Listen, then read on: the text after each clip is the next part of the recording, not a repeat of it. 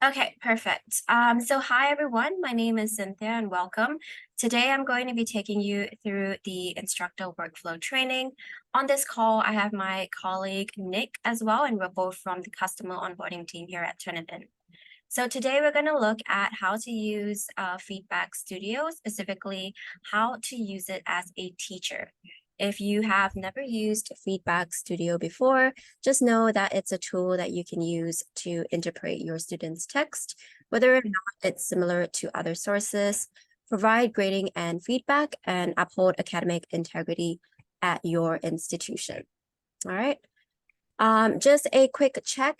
Give me a thumbs up if you can hear me loud and clear and that you can see the screen that's currently being displayed. Thumbs up. Okay, great. I can see that. Perfect. So now let's move on. All right, here we always encourage discussions in our trainings. So if you have any questions, feel free to take yourself off mute and go ahead and ask me. Otherwise, feel free to pop it down in the chat. I'll be stopping periodically throughout today's session. And these are our learning objectives for today. Now, there looks like there's quite a number of objectives to get through, but I assure you everything that we're going to talk about today is going to be quite easy to understand. So essentially, today we're going to be taking a deep dive into the similarity report, the thought process in quickly identifying plagiarism using Turnitin's tools, as well as what to do if you come across plagiarism in your student's report. We're also going to be learning how to get your system up and running at the end of today's session if you haven't already. So what is Feedback Studio? Now, you may already have extensive experience using Feedback Studio, maybe as a long-term educator, or maybe even as a recent student graduate. But either way, Turnitin is a text similarity detection tool. All right, so how this works is that when students submit their work through Turnitin, the text is then going to be compared against content in 3 different databases. So past and previous student papers that have been stored in Turnitin's repository. Secondly, any web content. And finally, journals and publications. All right, so the similarity report that is being generated will then show all the different text matches. So that way you as the teacher can come in and make a decision or a determination as to whether or not the similarity that is being detected is going to be acceptable, or whether then that similarity is going to represent some form of academic misconduct. All right. So if you take a quick look at the screenshot on the left here, this is what your similarity report looks like, and we'll be going in more detail in this report in the live demo.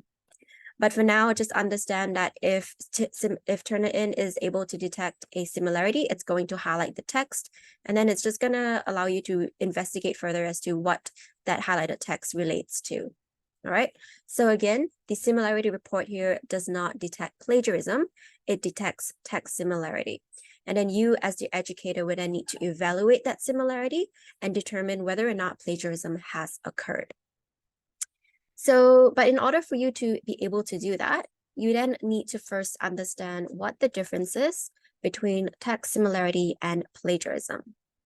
So text similarity is when the ideas or words of another are present in the student's work, whereas plagiarism is when the ideas or words of another are present in the student's work, but without any proper acknowledgement, credit, or attribution.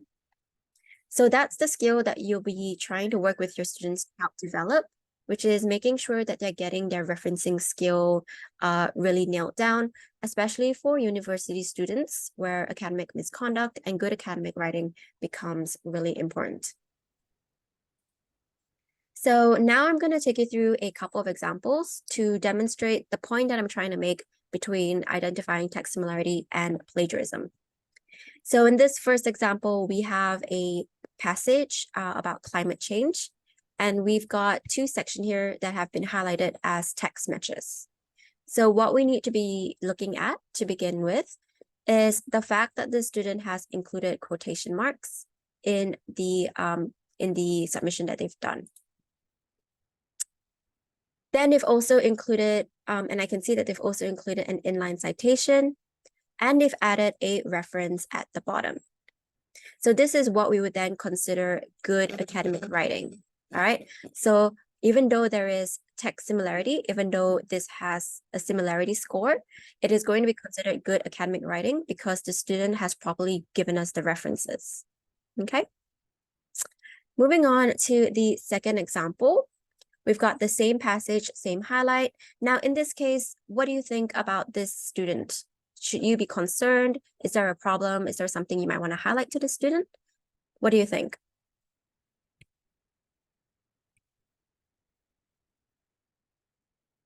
Any thoughts?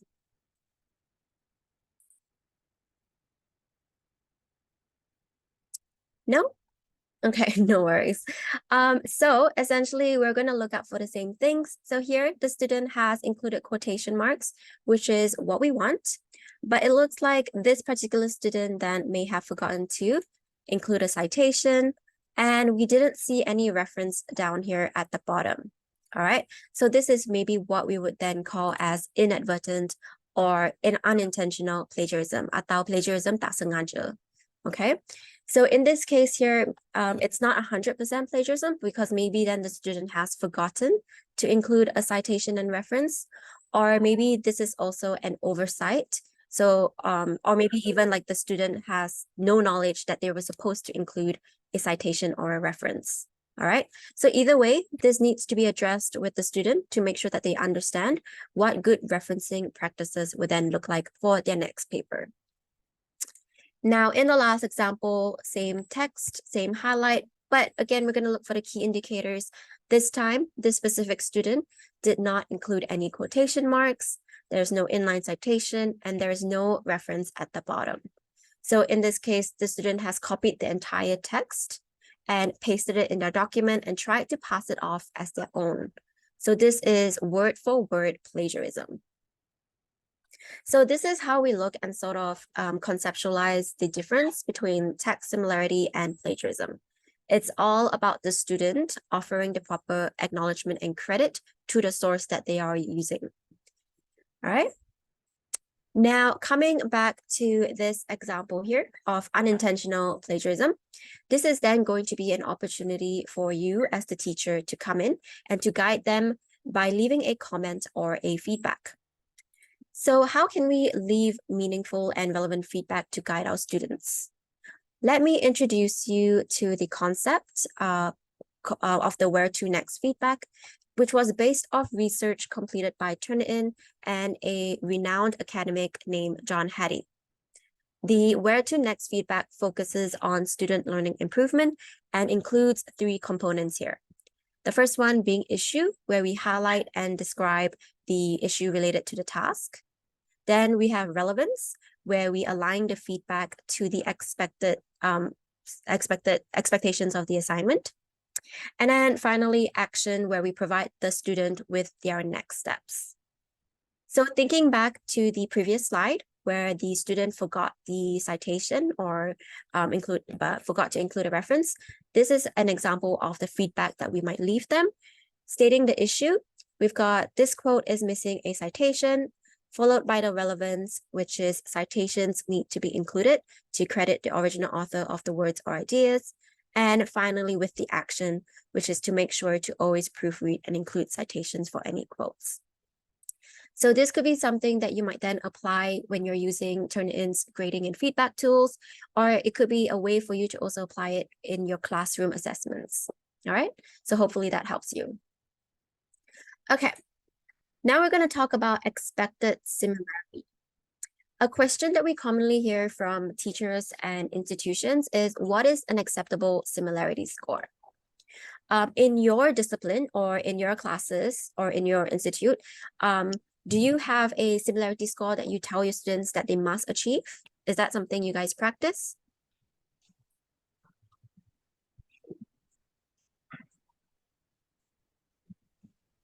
Yeah, someone's just popped in the chat, Cynthia. Yes. Oh, yeah.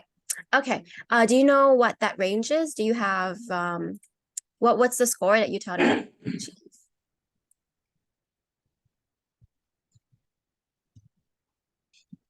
Is it different across less than 20%? Okay. So I feel like that's usually the case here. So hopefully then this, what we're going to go through will then help you form that idea around that sort of similarity score. So the answer or the truth is there isn't actually one standard score that we would say and set out to our students. And that's because that similarity score that you're going to receive is going to be dependent on a number of things. All right. So as you become more familiar with using Feedback Studio, you will come to see a score range. Yep, that's exactly right, James. It depends on the report thesis level. So as you become more familiar with Feedback Studio, you're gonna expect to see a similar score range depending on the students that you're working with and the report or thesis level or the assignments that you're assigning them. All right, so this is an example of, some of the type of assessments that you might give them. And we're going to go through how this can then affect your similarity score that your students are receiving.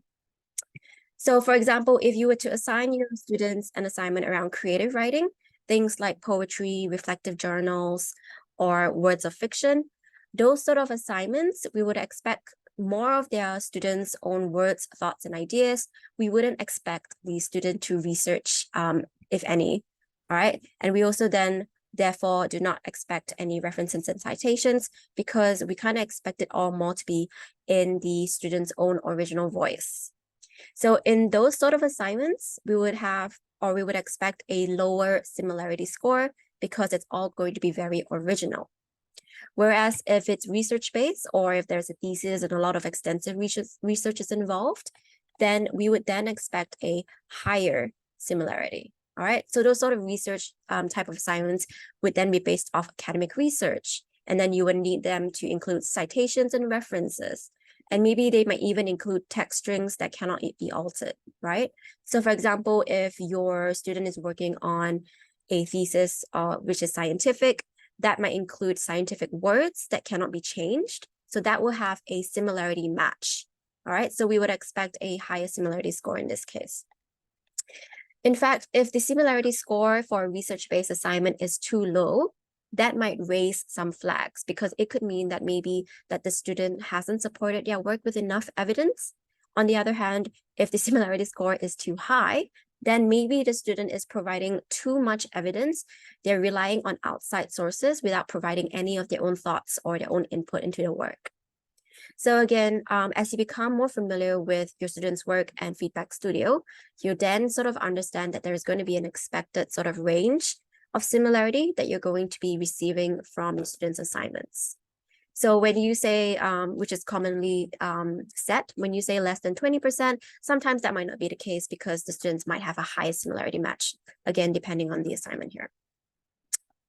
Then we've got short answer response questions, such as completing a worksheet of questions in short answer paragraphs. So what you would expect to see here is going to be a lot of similarity between the group of students in the class, because often those students are drawing from a limited pool of resources, such as the same text or the same case study that they are learning together in one class. So there's going to be a lot of shared definitions among their responses, which makes it very probable that they are going to get similarity matches under those circumstances. So these are just sort of the things that factor in as you start to consider what you would expect to see from your students' similarity reports. Okay. Okay. Another misconception that users who aren't that familiar with Feedback Studio fall into is the concept that a lower similarity score is better than a paper with a higher similarity score. So let's take a look at these two papers, for example. The one on the left has a 5% similarity score, and the one on the right has 30%. Now, have a think about which of these two papers is the most problematic. Is it the one on the left? Which one will you be more worried to receive? The second one? The second one? Mm-hmm.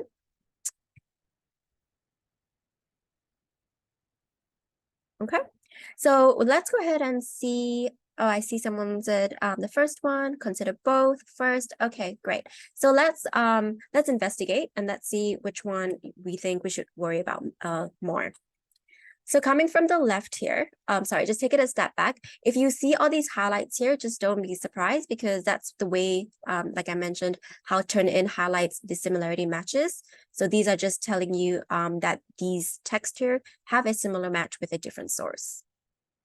Okay, so looking at the paper on the left here, let's start with the first highlighted match. So it's the first paragraph. The entire first paragraph has been flagged as a similar match. In this case, I don't see any quotation marks. I don't see any citation, and there is no reference at the bottom. I can then use Turnitin to investigate this match further and see that this is a direct copy and paste from Wikipedia. So this is word for word plagiarism because the student here hasn't acknowledged this and hasn't told us where they got this text from. So in saying this, even though this paper has 5% similarity score, it does contain 100% plagiarism. So in this case, we would be concerned, we would be worried. So this is an example whereby a low similarity score paper is not necessarily a sign that the student has written a good paper, or it's not necessarily a sign of good academic writing.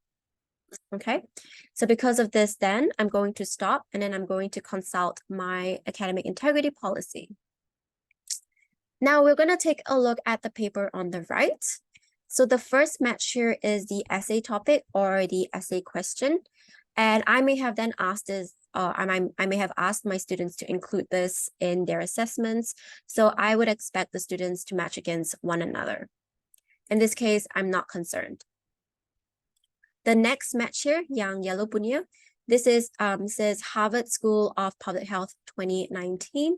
This is a citation, and citations are written in a prescribed format. And because of this, then again, I'm not going to be concerned. Next, we have what we call sentence fragments. So these are not complete sentences that have been highlighted as a similarity match. So as you can see here, there are 5 to 6 words that have been highlighted in a row, and that could just be coincidental similarity. So macam if they're including peribahasa or some sort of old saying, that could be flagged as a similar match. Or it could also be common phrasing as well. So if I read into it, so if I say apples are a good source of nutrition, and this highlight have high concentrations of polyphenols. Now, I don't see any quotation marks around this or an inline citation, but this is then what we call common fact. So I would expect everyone to know that apples are a good source of nutrition. And because of that, I don't require that my students attribute these ideas to anyone else.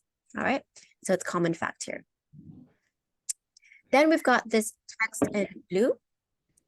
We can see proper signs of acknowledgement because here we've got the quotation marks.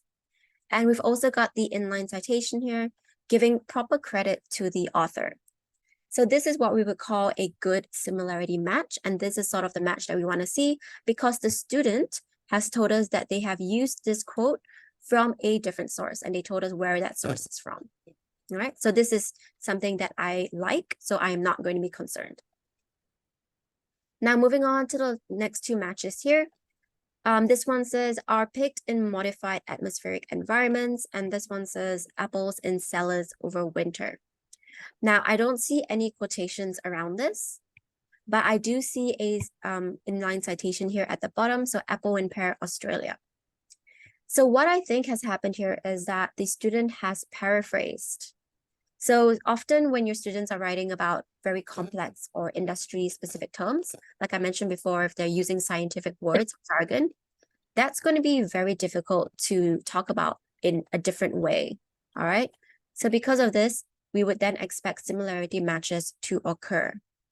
But because my student has told me that they got these ideas or these words from Apple and Pear Australia, I am not going to be concerned.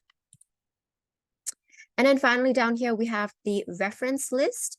Now we actually do want to see our reference list to be highlighted in many different colors. And I'll explain to you why that is once we jump into the live demo. All right, so in this case, we'll look at it later on.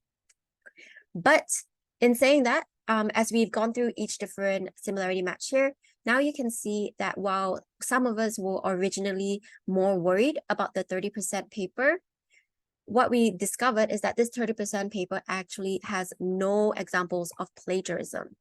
All right, so that brings me to the most important point in today's session, which is that just because a student paper contains text similarity, just because it has a higher similarity score, it does not mean that plagiarism has occurred.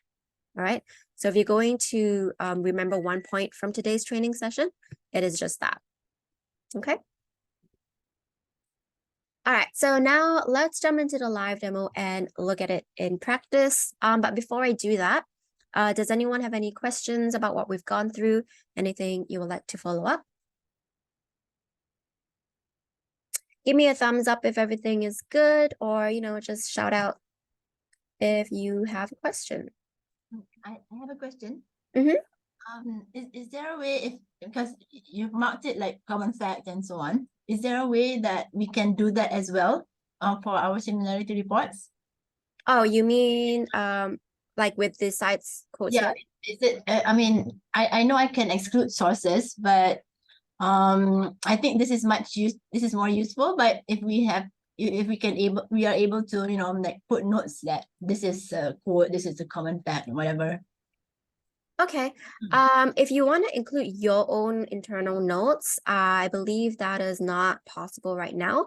You can include notes for your students to look at. So if you include a note or a comment, the student is also going to be able to see that. But if you want something for your own reference, I don't believe that is possible at the moment. What do you mean by the students can, I mean, I can give it to the students. I don't understand that one. Yeah, so that means you can leave like a comment or a feedback for the students, and the students will be able to read that comment. I see. So that comment is not in Turnitin, it's on the thesis itself, is it? It will be in Turnitin. As you're using Turnitin to read the thesis, you can leave it in Turnitin's interface there. I see. Okay. You're talking about that? Yes, we're going to be exploring that, yes, as well. All right, thanks. Okay, cool. All right, so let's just go and dive into demo if there are no other further questions. But if you do, just interrupt me. Okay, so this is the similarity report. This is what you will see when you enter into a student's paper. So this is an example that we've got here. I'm going to start and I'm going to show you the layout of the report. It's going to be the same for all of you. Starting from the top here, let me just remove my Zoom menu. Starting from the top here, we have the student's name and the name of the paper that they have submitted. If you have assigned a score, the score will populate over here. And this is by using the arrows, you can navigate between students' papers. Or if you use the drop-down box here, you can also just jump between students' paper here as well. On the bottom left here is your page and word count. And on the right is where you can adjust your view. So if I were to zoom out, that just makes it easier to read. Just know that Turnitin will not change the layout of your students' assignments. Whatever they submit is whatever you are going to see. So if they include a picture here, the format is exactly going to be the same. Then we have our tools on the right here. So here we've got the blue colored tools, and these are for grading and feedback, which we will again look into further detail. Then we've got the red tools for similarity detection. The purple tool here is to check spelling and grammar. Then we've got the gray tools to download the report, and the blue tool here, which is currently grayed out, but essentially this is going to be a preview of our new AI detector. Okay, so we're going to be looking at all these tools throughout the next couple of minutes. Okay, so let's start with the red tools here. Now, the first thing you're going to want to look at whenever you open a student's paper is to check the document flags on the right over here. All right, if I click on this, it's going to tell me I have two problems to look at. If I were to scroll down, I can navigate and I can see where those flags are being planted. So in this case, Turnitin is highlighting or it's bringing your attention to these two specific paragraphs.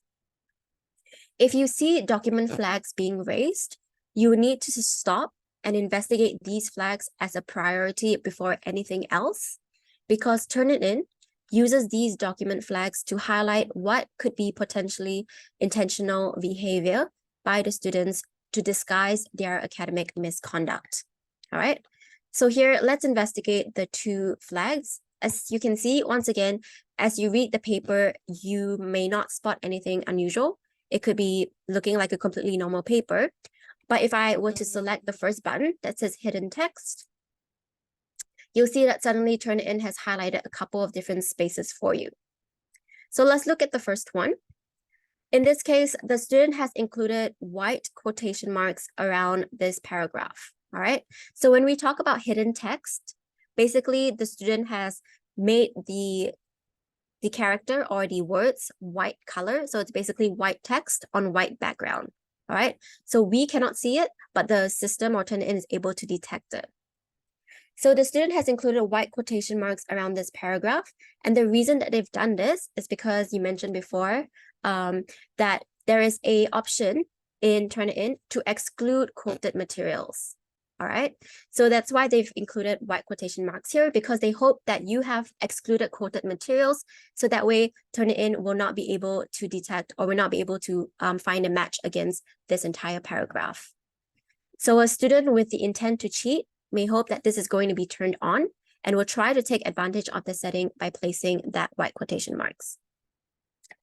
You'll see at the bottom here, the next example, that the student has separated the words, not by using a space bar like a normal text, but they have tried to separate the words here using this symbol, so the pound symbols here. And they've done this because they hope that when Turnitin reads the paper and tries to look for similarities, it's not going to read this Terengganu, not going to read this passage as a normal passage, but that means they're expecting it to read it as one long continuous string of characters, where the words are then going to be separated by those different symbols. So they hope that Turnitin is not going to be able to find a similar match, or they hope that it's able to bypass the AI detection writing tool as well. All right, so that's a little trick that some students will try to use to kind of trick the similarity report. So again, if I were to turn it off, you see that it looks completely normal, but once we've turned it on, Turnitin will highlight that behavior for you. Another thing that students might do, if you scroll down to the bottom here, is that somewhere in between the paper, they might include a bunch of hidden text here as well. Because sometimes if the student hasn't been able to quite meet the required word count, so for example, if you told them you need to write a 1,000 word paper, and they weren't able to achieve that, they might try to include white text here, so that way it's going to be included in the overall word count at the bottom. All right, so that is just some of the things that they might try to do to deceive or try to cheat the system here. The other flag that you want to look at, if I were to scroll at the bottom, is the second flag called replaced characters. So if I were to select replaced characters here, you'll see that now the letter E or the character E has been highlighted. The reason for that is because the E that we use on our keyboard, whether it's in Malay or in English, is very similar or looks very similar to the Latin E. All right. So if I were to click on learn more about this flag, this is what the Latin character looks like for E and the Cyrillic character here too. So to us, it looks visually the same, which is why then the student will go ahead and include it and substitute it like that. Similarly, we've got the letter O. So that's also another example of what some students might try to do. So the students will replace the normal looking characters here with the normal characters in English to those characters in Latin or Cyrillic, because they hope that a text mixed with Latin and Cyrillic characters will not be picked up as a similar match with the source, which then again could indicate the student's intent to plagiarize. But while the characters look visually the same to us, nothing looks out of the ordinary, the characters here, if they're included as Latin or Cyrillic, they are actually encoded differently, making them unique characters, which is why Turnitin will then ultimately detect that and report it as a document flag here. So this is why it's really important when you first enter into a student's document that you need to check the document flags here, because that is just going to highlight all that behavior for you. So that way you can just stop and then you can consult your academic policy. Sorry, was that a question? No? Okay, cool. So despite all that, Turnitin is still able to detect all that similarity, all right? So even though the student has tried to put all these tricks at us, Turnitin is still able to read the text here like normal and try to find a similarity match. So Feedback Studio is clever enough to do both that, highlight that issue, and just read it like normal. Now that we have determined that this particular student has tried to deceive and mislead us, let's go ahead and stop and consult our academic integrity policy and just move on to another student's paper, right? Because we don't want to go ahead and mark everything else if the student has tried to deceive us. So jumping into a different paper, let me go ahead and reload that. So just give me a second. Okay.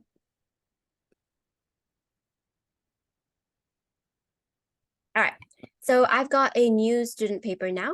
And again, when we open a new student paper, what do? We need to check for the document flags. So in this case, I don't see any document flags raised for the student, so that's fine. Let's move on. Moving on to the bunch of red tools here, let's click on the match overview.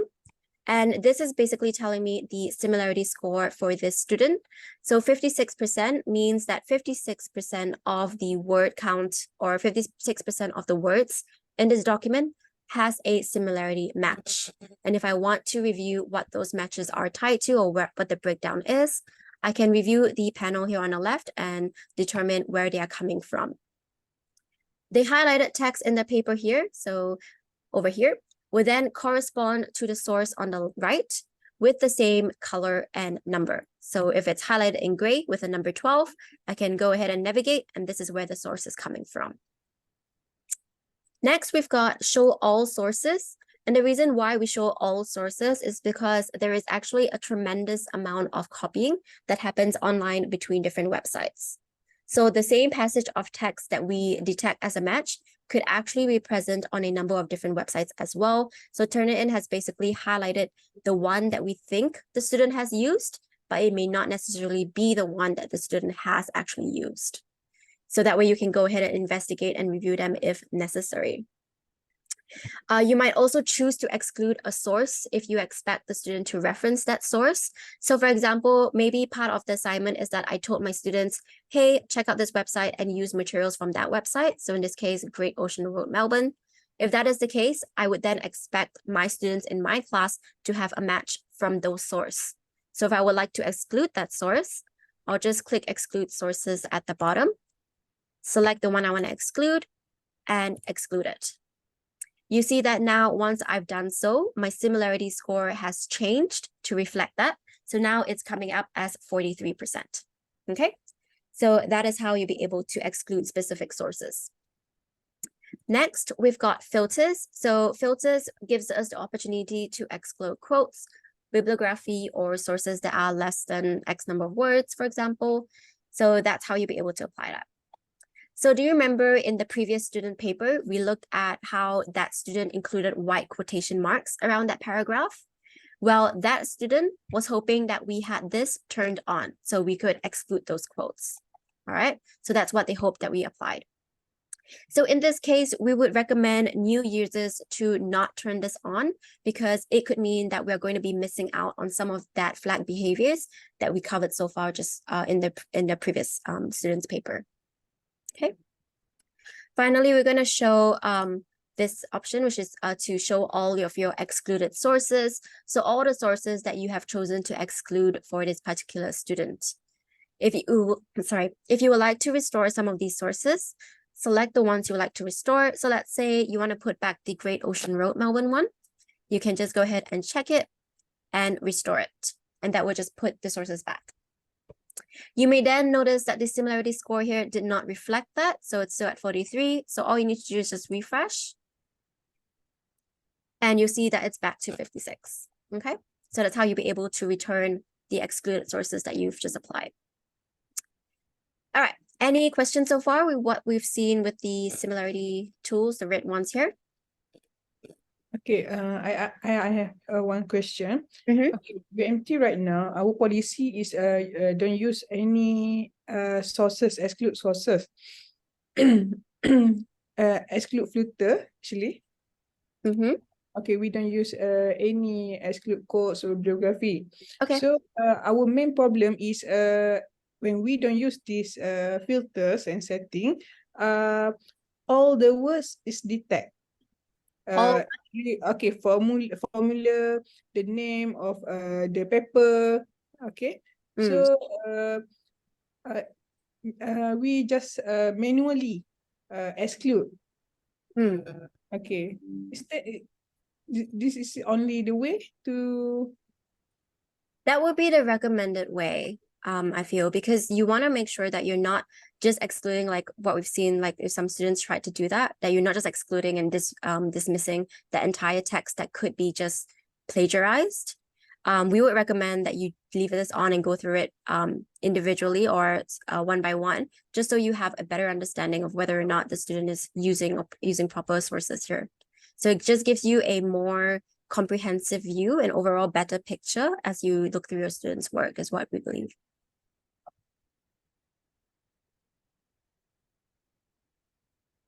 Okay. All right. Okay, so if there are no further questions, I'm gonna move on. Sorry, Alright. I have a question relating to that. Yeah.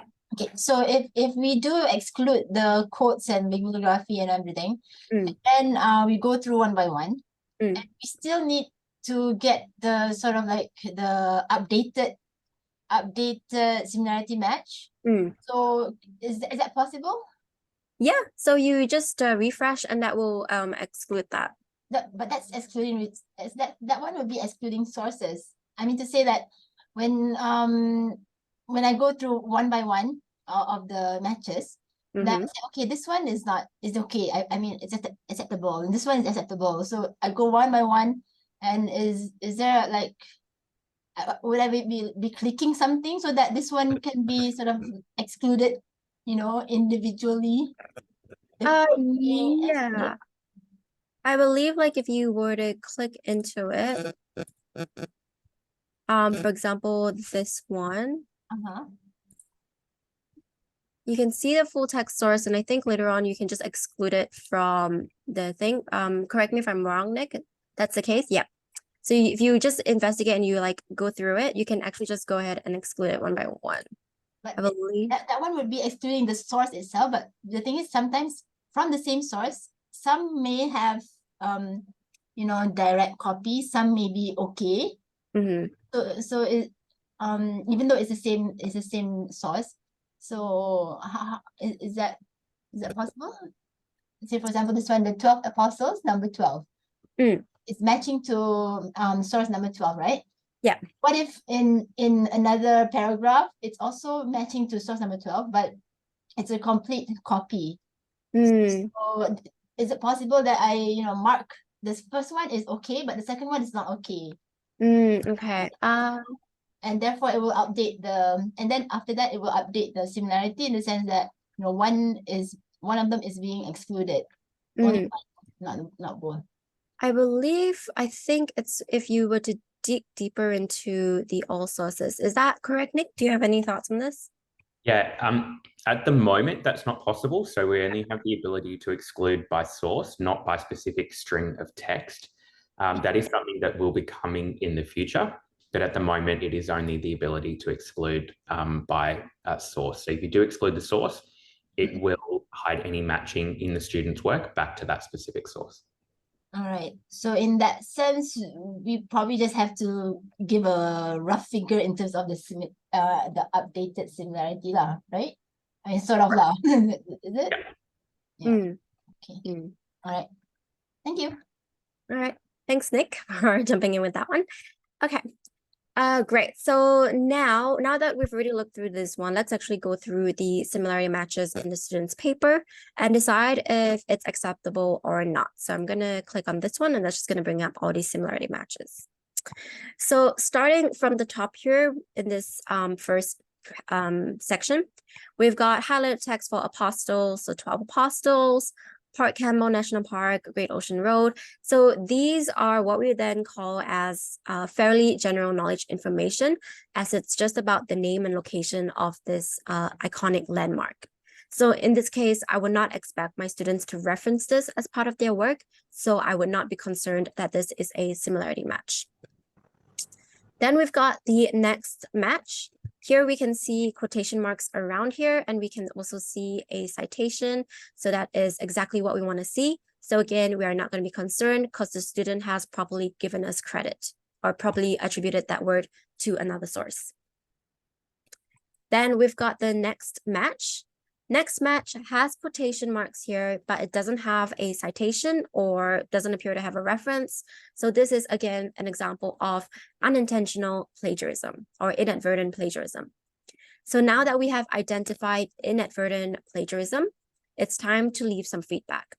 So to do that, all I need to do is to highlight the relevant comment first. So let's say I want to connect my feedback to this specific one. I'll just highlight that text. Black menu will pop up. So I'm going to start off with, actually, I'm just going to click anywhere first.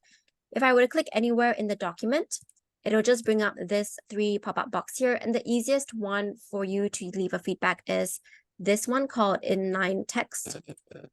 So here it's going to give me an option to enter some text here. So here I'm just going to put citation needs to be included as my comment. Let me just copy this as well. All right. So that's how I can leave my feedback or comment first. It's that I can leave a little text here and I can reposition it as necessary.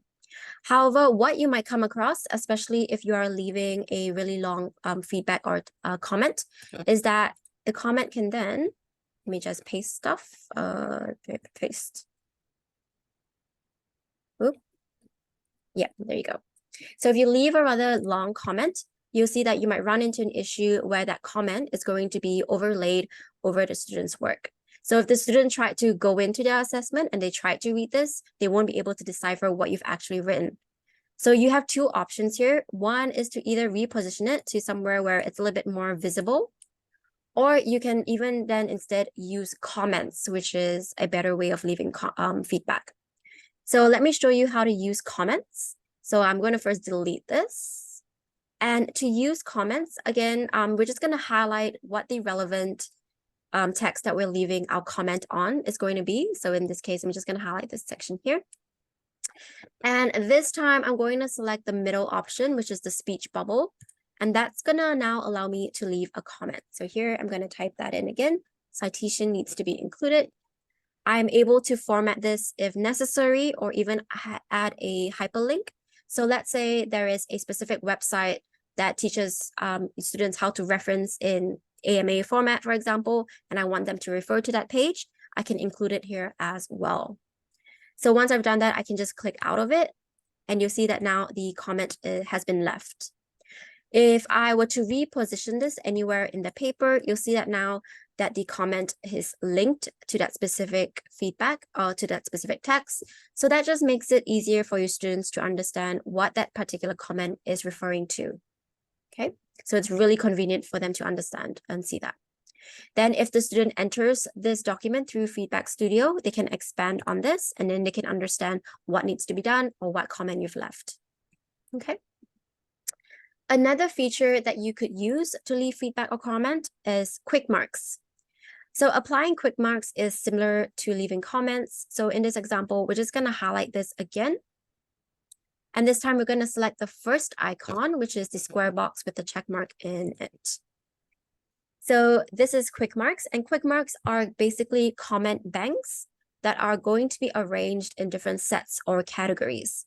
So in this particular category, it's comments relation to academic integrity, but you can use from any of these Turnitin inbuilt ones. So this all comes as part of your subscription, and you can just use that. If none of this is relevant, you can also just add in your own comment bank, and you can do that using the gear icon here. Okay. But to add a quick mark, just find the relevant comment. So in this case, very conveniently, the quick mark that I want to add is add citation to quotation. So if I just select that, it's going to leave a little quick mark here. And if the student clicks to expand into it, then this is just going to expand the quick mark in further detail. All right. So as usual, if you like move it around, it's just going to tie it to that specific place as well. So as you can see, using quick marks allows us to leave very specific feedback for our students just by using those little buttons there to leave the comments. So we may not necessarily need to type that out. If, for example, like I mentioned, you want to create your own comments. So let's say, like for this one here, you want to give your student a compliment and said, okay, great job. What you might want to do is leave a comment here and say, good job. And then if you feel like you are going to be using this comment again and again for different students across different papers or different classes, you can then use this and convert it to a quick mark like this. So if I select convert to quick mark, I am able to then type in a title. So let's say this is going to be good job and submit.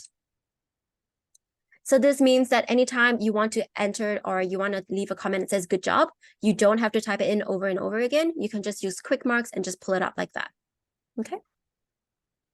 So that's quick marks. Now let's move on then. Once we've left our feedback, let's move on then to the other similarity match here. So this text here has an inline citation. So it's from Wikipedia 2020, but no quotation marks.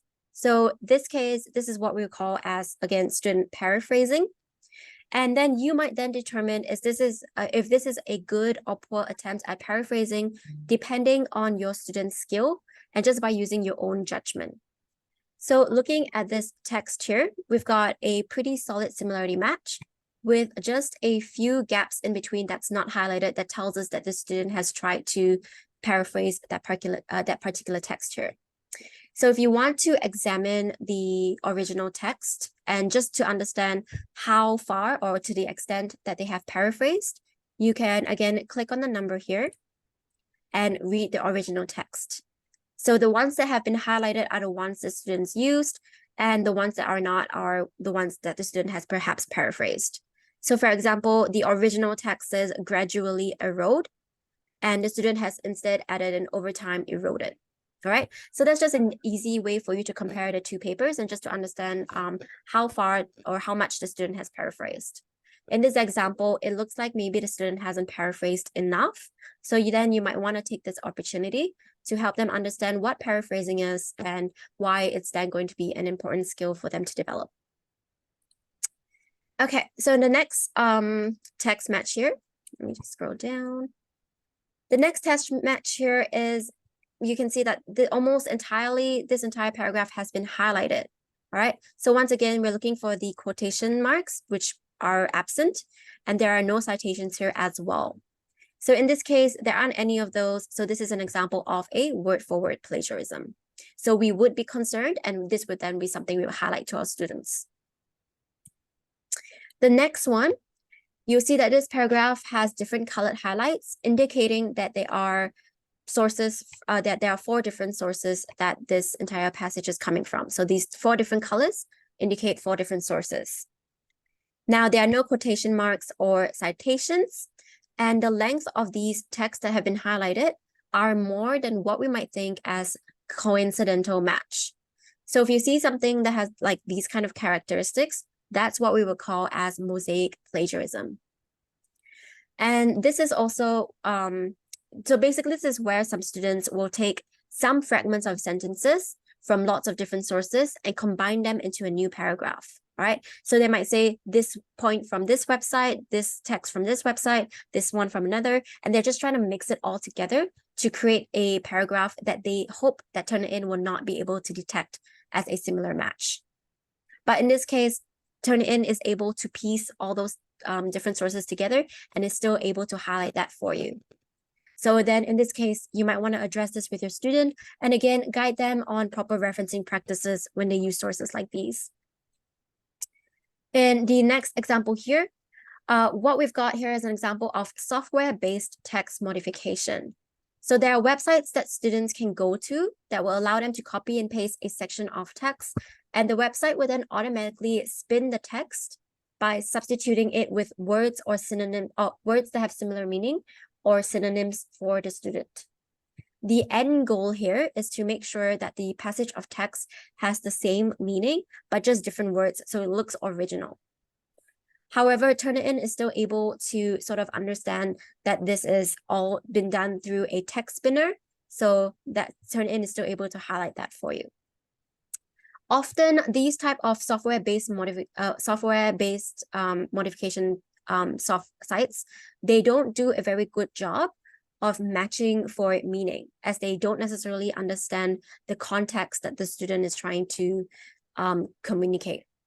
So as a teacher, as an experienced teacher that has read or is reading lots of different student essays, you might then be able to sort of have a suspicion when the student has tried to use this website by looking at some of the words that are being used, all right? So if you detect any unusual phrases, that could be an indication that the student has used one of those type of softwares. So for example, here, if I were to read this passage, some things that might stand out or might look a little bit weird or unusual to me is this one where it says, at that point, instantly of advertising splendor. Now, if you read a lot of English papers, you might feel like this is something that a student might not usually include as part of their essay. Same thing here, it says, by some celestial intercession. Now, that's also a very cosmic word that might not necessarily fit in the theme of this paper. So if you have a feeling that something is a little bit off, then you might want to investigate this further. And again, you can click on this to understand what the original text looks like. So if I were to select into this, I can see, for example, this one. So then in a flash of marketing brilliance was the original text, but the software has instead changed it to advertising splendor. So again, these sort of things is what you can do and how you can use Turnitin then to investigate the text that's being submitted in more detail. While it can be difficult to find definitive proof of this type of plagiarism, you can definitely detect signs of it. And then combine that with your own experience as a teacher, then you should feel more confident to approach the student and have that conversation with them. Okay. Okay, and then finally coming down to the last bit, which is the reference section. So we will expect the student's reference list to be highlighted in many different colors because we do want to see that the students have used or are using references that other people have used before. This also just supports the legitimacy of the reference itself.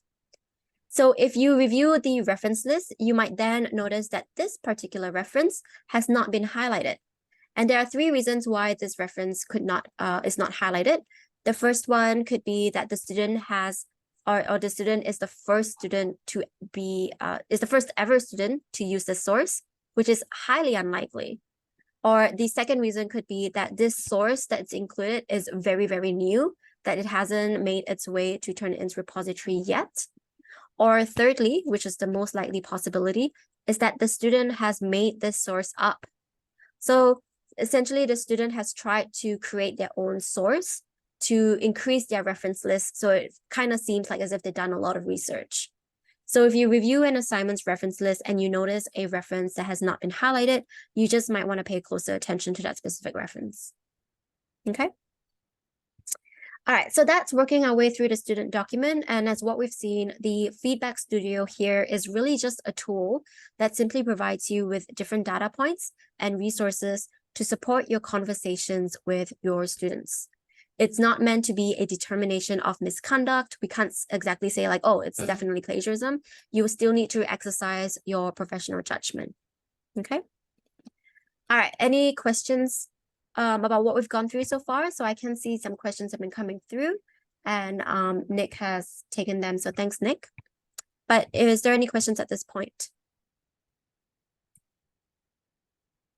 No? Okay. So let's move on then to the grading tools or the blue section here.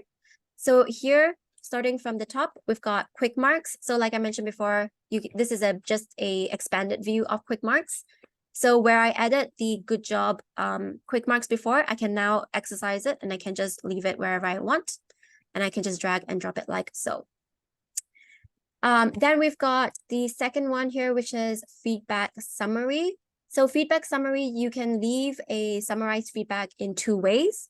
The first one is a voice comment.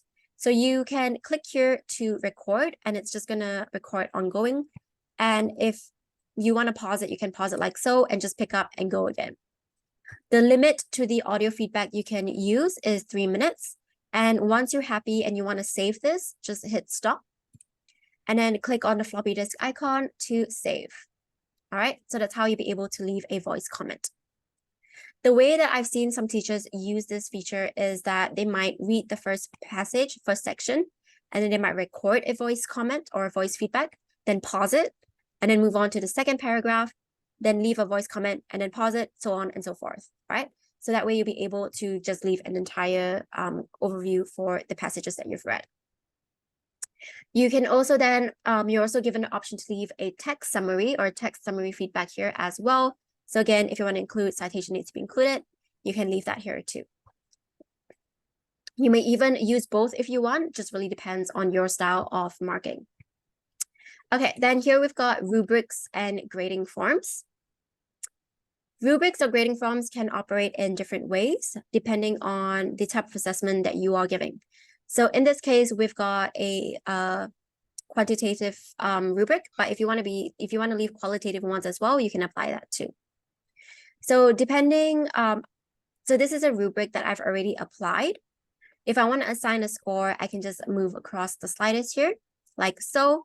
And if I want to understand a little bit better of the description of this rubric, I can resize the bottom and I can understand what that rubric corresponds to. Once I become nice and familiar with my rubric, I might even then want to expand it to a full-size view. So this is the expanded view. So this way, this allows me to look at the criteria on the left and the score at the top. So if you want to use this, especially if you have 2 monitors, you might then have this expanded view on one monitor and then your student's paper on another monitor. So that way you'll be able to work it side by side. When you want to assign the grade or the score, you can just click through to the corresponding cell, like maybe this one, this one, and this one. So that way you'll be able to understand that rubric in more detail and just assign that grade. Once you've done that, you see that Turnitin tabulates the score for you at the bottom. So 4 out of 6, which you can then apply to grade. And if you were to close this, you'll see that now that is being updated for you in the paper itself. Okay, so that's how you can use a rubric. And if you don't want to use any of Turnitin's rubrics, you're also welcome to include and upload your own marking rubric here too. All right, so that's the Blue Series tools. I've been told that teachers really love this because it really helps with the grading and feedback process that they apply. Then we've got the ETS E-Rater, which is basically your spelling and grammar checker. This can provide insights for instructors about common issues in their students' work, and then students can use it to help identify and address issues before submitting a final version. At the moment, I believe that this is limited to checking for English spelling and grammar, but we are continuously improving. So hopefully in the future, we'll be able to include more languages in it. Then we've got the grade tools here, which is the document view. So here you'll be able to download a PDF of your student assignment, included with the grading and feedback, similarity report, and everything else included. So this just basically creates an offline copy for you to be viewed outside of Turnitin if that's something you wish. All right, so that's the series of tools that we have here. Do you have any questions about what we've gone through before we move on to the AI report? We don't have, I mean, I don't see in my screen the E-Rater results. What's that? Yep, this one. So that's spelling and grammar checker. If you don't see it, it could be because you didn't perhaps turn it on in your assignment. So later on, we'll look at some of the assignment settings, and then that way you can check whether or not it's been turned on for the particular assignment that you've created. All right. Okay. All right. So here we've got the AI report now. Let's dive into this one. So this is the AI report. This highlights, actually, sorry, just jump straight into it. Let me move on to another paper here just to show you what that looks like. Okay. So this is the paper that we're going to look at. We've got the usual stuff, but now we've got an AI score of 97%. So if I were to expand and click into this, it's going to bring up my AI report here. And this is the score. So this highlights, or the highlights in blue here, tells us which parts of the paper that have been determined to be written by an artificial intelligence tool. And on the right here, I can see a total percentage of how much the entire student submission has been written by AI. So Turnitin is only going to display or highlight text that has been determined in high confidence to be written by AI. If the model is not certain, it's not going to be included in the report here. And as you can see, because the following words were generated by ChatGPT, it's pretty much accurate, and it's got 97% highlighted here. So it's what we would expect. So the way that I want you to think about using this tool is by considering how does this information relate to the task expectations that I have set? Have I allowed the use of ChatGPT or something similar in my class, or have I not? If I didn't allow my students to use ChatGPT and they have a high AI score, that could be a concern for me, okay? If you are concerned, then I would then recommend you to go out and reach out to your student and have a formative discussion and speak to them a little bit about their understanding of the assignment itself. Just as the similarity report is not a plagiarism detection tool, this AI detection tool here should not be used to determine academic misconduct. It's just a formative tool that encourages discussions with your students. Now, this tool is now included as a preview at this stage, and the preview will be available up to you up until 31st December of this year. I believe if you would like continued access, you might then want to speak to your account manager to get this as part of your subscription here, okay? In the meantime, you still have access up to 31st of December, so you might want to go ahead and use it and see if that is valuable to you and the work that you're assigning to your students. Note that the AI report is currently only available to instructors, not to your students. So it's there for you to have a look at and to have conversations with your students if there is going to be suspicion of AI writing. Look, AI is a really, really hot topic right now. So I know some of you may have a lot of questions around maybe how this model is built or some of the limitations or what it can do. So in that case, I would refer you to these resources here. So for example, this page just says view FAQs. It's just going to take you through some of the frequently asked questions that instructors have around the AI writing detection capabilities that Turnitin has. Or if you were to come back here and click on resources, we have a bunch of white paper and articles here that just basically guide you on more about AI. So if you are really concerned of the use of AI within your institution, these are really great places for you to just get more information, okay? In the meantime here, if you want to have a little bit of a play around, you might want to generate some of your own AI essays and feed it into Turnitin and see if that's being detected. Just have a look and see if that's going to be valuable to you in your teaching, okay? Okay, so that's what you can do using Turnitin Feedback Studio, and there's plenty around for you to play with and determine what works best for you and your workflow. So now I'm going to take you through some of the admin processes that you're going to be looking at as you sign up, as you set up different classes and assignments within your system. So jumping back to turnitin.com, I'm just going to get out of here and move on to the main page here. Okay. Since you're using or your institution is using Turnitin directly via the website, you'll just need to log into your instructor account using turnitin.com. Now, if you don't have an account, if you just started and you don't have an account set up, you will need to speak to your administrator about getting an account created for you. Looking at the top here, we've got your user info and everything else available. So with the user info, if you want to change your password, that's where you can do that. But the thing that I do want to highlight to you is essentially the help page here. So if I were to click into the help page, it's going to ask me how do you use Feedback Studio. In your case, it's going to be directly via the website. So just select that. And then you can just nominate your role. So in this case, your role will be that of an instructor. So if I were to select that, that's just going to bring up a bunch of articles for you. That's going to be important for you as an instructor role in that in the system itself. Okay. So if you ever need additional support or resources, this is another page for you to go to. I'll just go ahead and pop it in the link as well. So that way you might want to bookmark that. Okay. All right. So that's where you can access that. Now I'm going to show you how to create a class. This will be the first step if you're brand new. This will be the first step when using Feedback Studio. So if you've never done this before, hopefully then this helps. So just click on the green add class button here on the right. Here is where you can set the class type. So you have the option to set between standard or master.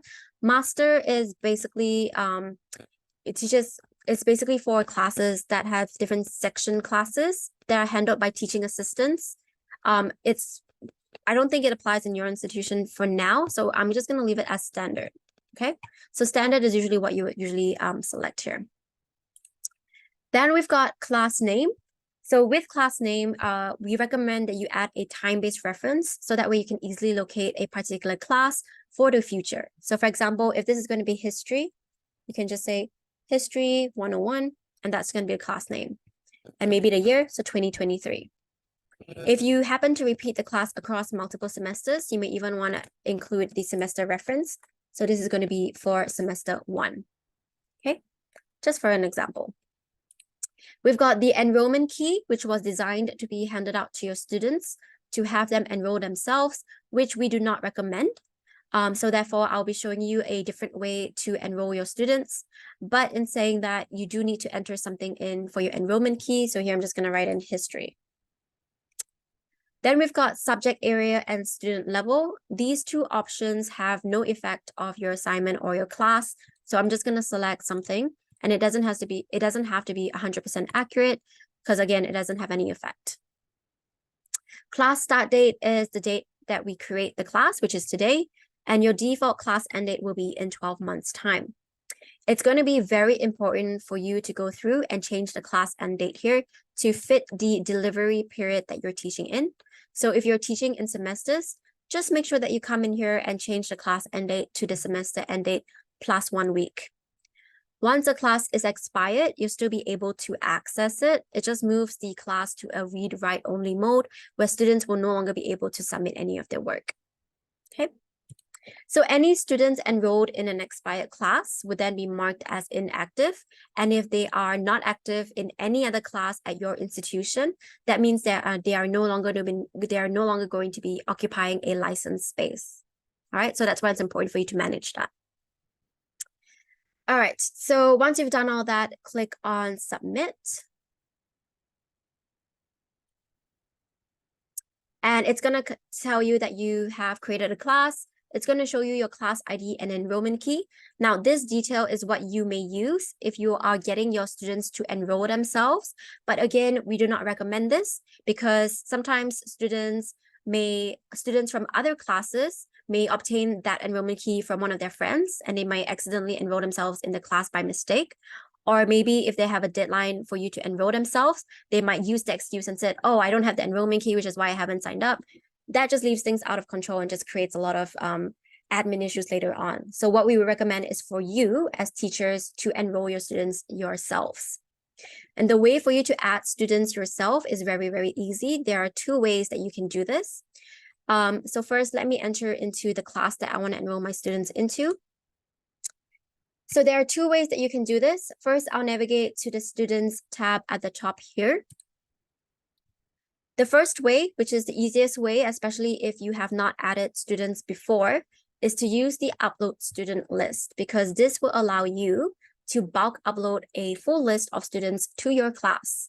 So here, if I select Upload Student List, it's going to give me the option to select a file.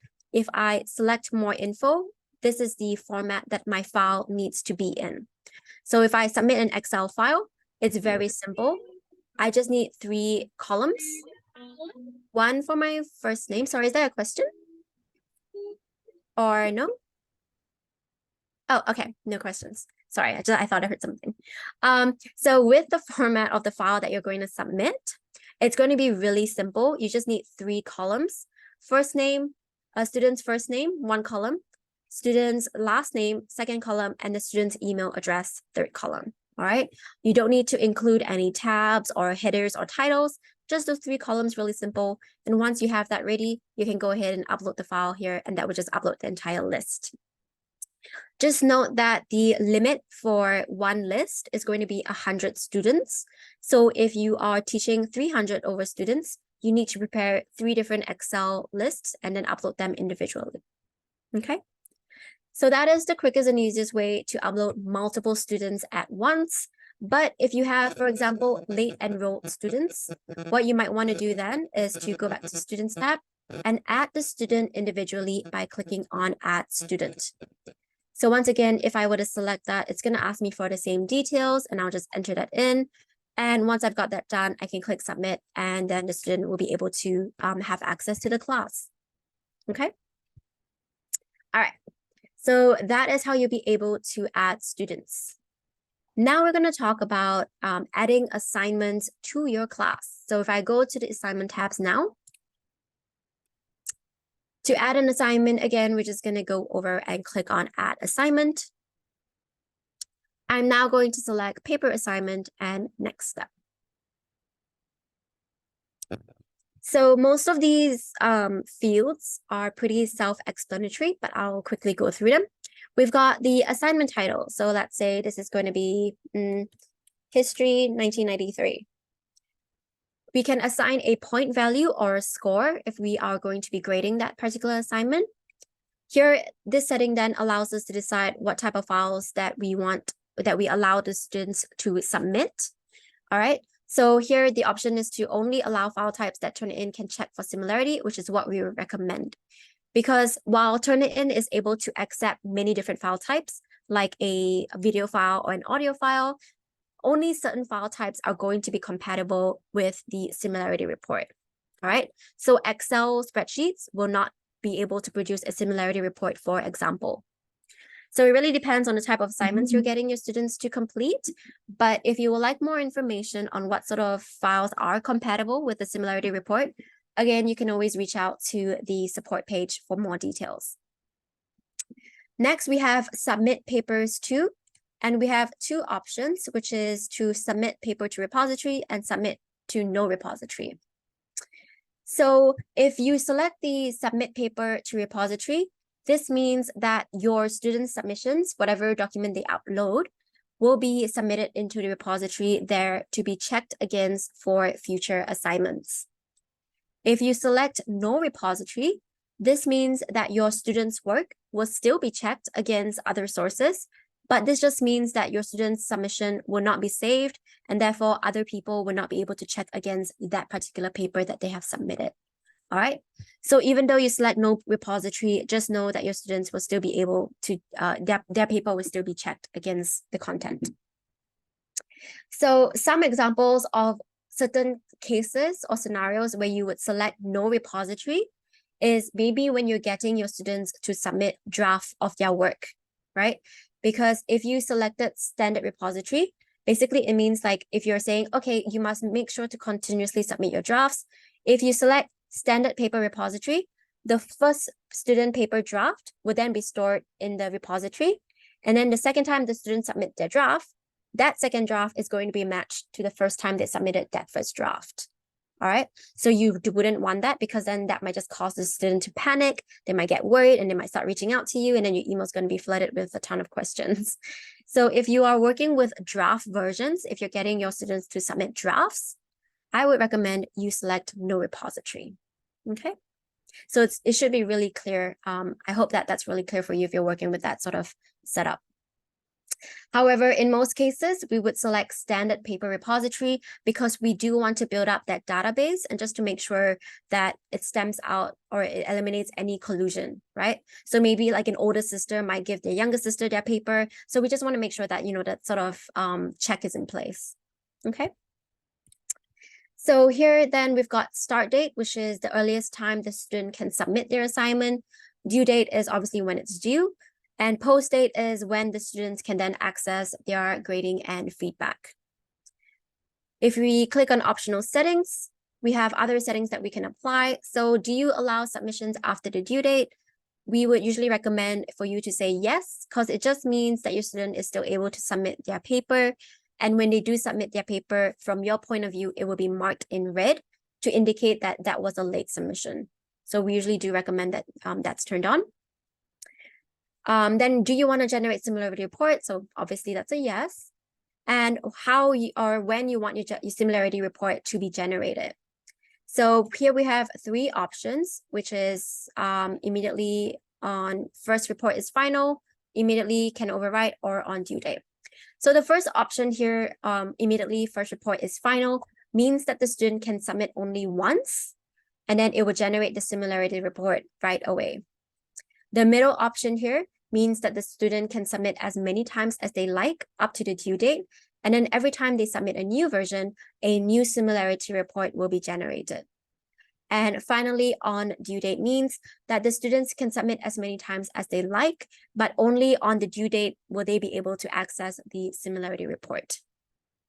Most people will go with the middle option because this option here is the best one that supports a learning workflow where the students can read the similarity report, understand where they've gone wrong, go back and change their report, and then submit it again, just so that they're able to submit their final and best version.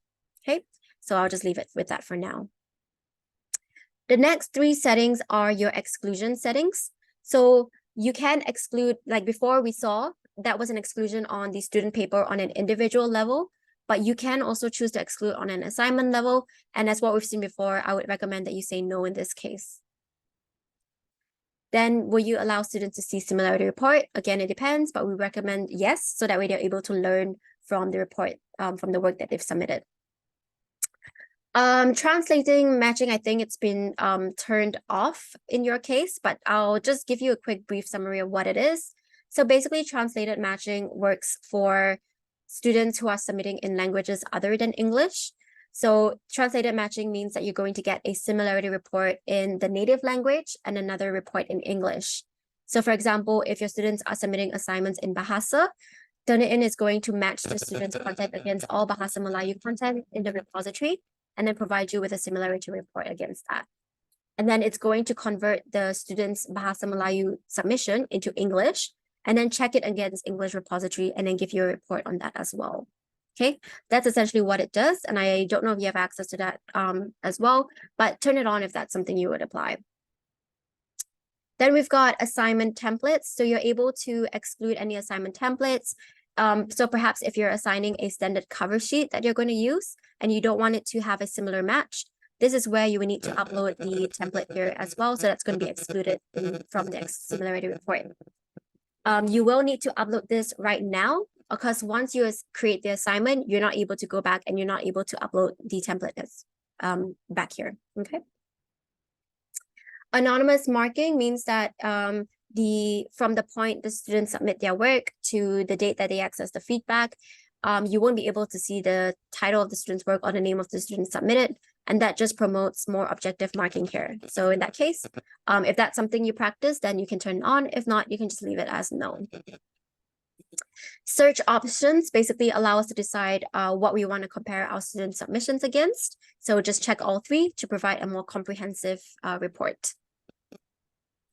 Then we've got online grading. So you can attach a rubric here in this case, like I mentioned, or even launch the rubric manager. Here we've got the ETS e-rater. So just now, I think you asked before why it wasn't available. So here is where you can actually turn it on. So if it wasn't available for you in your view, it might be because this was turned off. So you might want to go ahead and check your assignment settings here as well. Okay. In this case, if you do enable it and turn it on, you can then decide what level of English you want to review it as and what kind of dictionaries you want to use and what you want to look out for. So spelling, grammar, usage, mechanic style, whatever the case may be, that's where you can set that. And finally, we've got an option that asks you if you want to save all that you've just gone through as default for future assignments. And usually I would say yes, because I don't want to have to go through the trouble of going through each setting again one by one, right? So that's what I would do. Once I'm happy with that, I can click submit, and that's just going to create my assignment here as well. Okay. So if you already have an assignment created and you would like to review the settings that we've just gone through, just go over to more actions here and select edit settings. So that way you'll be able to review and adjust anything if necessary. Okay. Okay, cool. Any questions at the moment for this? I can see a lot of activity in the chat. So thanks, Nick, for looking at that. I'll have a look at it later. All right. If there are no questions, let's move on. We're almost towards the end. So here now, let's wrap up and recap what we've gone through so far. So this is the workflow recap. So as soon as you open a student's document, again, what's the first thing you want to check? You want to check for document flags. All right. So as we've seen, some students may try and be a little bit cheeky and naughty and try to cheat the system. So that's the first thing you want to just highlight. Then you want to check your AI score. Does it meet task expectations? Did you tell your students to use ChatGPT or any AI tool? If you didn't, and there is an AI score, again, that might just be something you want to look at. And then finally, check similarity matches like what we've done, and then apply any grading and feedback where appropriate. Okay. If you're ever concerned, just consider the intention of the student. Here, we always try to have very formative discussions with our students. Sometimes they may not be aware of their expectations or the things that they should be doing. So just always give them the benefit of the doubt and just consider that. These are some of the resources that you can refer to for any additional help. So here was the help page that we saw before. If you can't find any answer, feel free to contact your institution's administrator or get in touch using this email. Okay. All right. So finally, I will have to ask you for your assistance in helping me complete a survey of today's session. So my name is Cynthia, and you can just select that name in the form here. You don't have to provide any of your details, and it'll only take you 1 or 2 minutes to provide your feedback. Just let us know what you liked, what you didn't like, what you wanted to see more of, just any thoughts that you might have out of today's session. All right. I'll stay online for the next couple of minutes or so. Actually, what I might do is that I might also just link their survey in the chat box if you don't have your phone ready to scan the QR code. Cynthia, Mm-hmm. I have a question. Yes. Okay, the new rules for Turnitin right now, we as an instructor, we cannot check similarity on behalf of student, right? I think the it student must enroll all the class, right? yes, that's right. So we actually have a problem because for our policy, we check all the final paper for students. So Daniel give us to do the quick submit. Okay, can you show us the quick submit? How the quick submit can use for the instructor for check for student paper? Okay. So I'll show you the workflow for quick submit, but essentially we do want your instructors to have those students enrolled to check it just because it's easier to manage as well. Let me see. And it's just the more, I guess, tidier workflows to have that. If the instructor doesn't want the student to sort of have that final say or whatever the case may be, what the instructor might want to do as well is just to create a dummy student account that you are able to access, obviously, a student account, and just submit all those papers to that particular student account is what I would recommend. But for a quick submit, if you wanted to do that way, what you need to do is to go to user info. And under user info, there is an option that says activate quick submit. So here, I'm just going to say yes. And once that's done, I'll hit submit.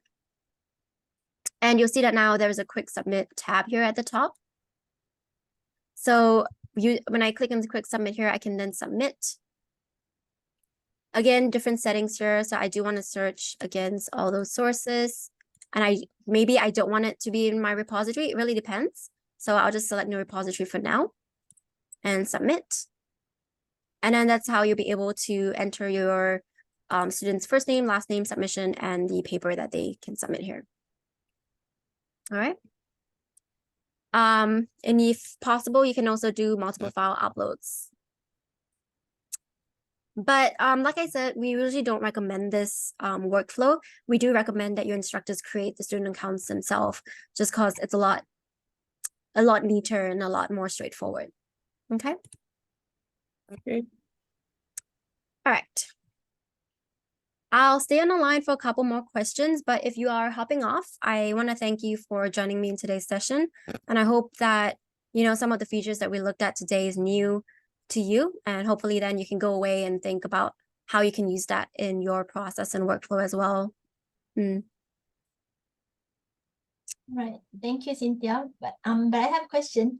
Just now Nick mentioned about that you're going to talk about the feedback release date, because I had a question in the chat. Something about the download. Was that covered? I didn't really feedback release date. What was it covered? I didn't notice. Is it hang on. Because I was asking about about the downloading. I mean the comments, and I was asking whether the students will the students be able to see the comments in Turnitin itself, or can I download it and give the students? Oh, you can do it both ways. So if they have a student account and they log into Turnitin.com and they see their submissions, whatever feedback that you leave them on their paper, they will be able to see it. Yeah. Or you can also download the paper and print it off and also just send it to them if that's something you want to do. So if I do download it on behalf of them, I just want to submit the file. So they would be able to see my quick mark comments. Yeah, that will be included. Yeah. Oh, so is it the same? Is it just the same download button that current view, that option? Is that Yeah, on the right, yes. Oh, okay. All right, thanks. Are you able to go in and show the feedback release date on the assignment settings? Yep. This one? It's called, in two different views, it's called two different names. So in this one here, it's called the post date. So the post date there is the date and time at which the student would be able to access the feedback that you have left on their assessment in Turnitin if they were logged into Turnitin.com. Oh, okay. All right, thanks. No problem. Okay, cool. Let me have a look if anything else has come through.